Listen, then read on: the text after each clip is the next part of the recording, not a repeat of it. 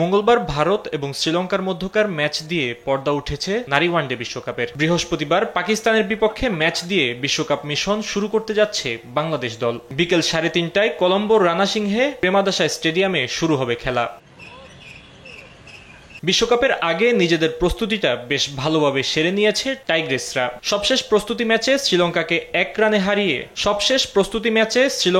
এক রানে হারায় নিগার সুলতানার দল। ওপেনিংয়ে বাংলাদেশকে ভালো শুরু এনে দেওয়ার দায়িত্ব থাকবে ফারজানা হক এবং রুবাইয়া হায়দারদের উপর। মিডল অর্ডারে লাল সবুজদের অন্যতম ভরসা অধিনায়ক নিগার সুলতানা, শারমিন আক্তার এবং সোবাহানা মুস্তারি। পাকিস্তানকে চ্যালেঞ্জিং স্কোর ছুড়ে দিতে তাই জ্বলে উঠতে হবে ব্যাটারদের।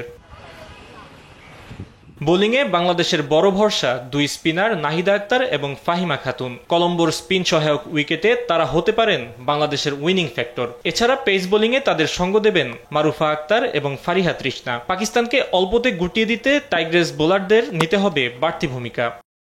অন্যদিকে বিশ্বকাপের আগে প্রস্তুতি ভালো হয়নি পাকিস্তানি মেয়েদের। দুই প্রস্তুতি ম্যাচের প্রথমটি বৃষ্টিতে ভেসে যাওয়ার পর দ্বিতীয়টিতে হার নিয়ে মাঠ ছাড়তে হয় তাদের। তবে মুখোমুখি পরিসংখ্যানে এগিয়ে ফাতিমা সানার দল। এছাড়া বাংলাদেশের বিপক্ষে সবশেষ ম্যাচের জয়ের স্মৃতি আত্মবিশ্বাস যোগাবে পাকিস্তানকে। তাই বাংলাদেশকে রুখে দেওয়ার লক্ষ্যই থাকবে তাদের।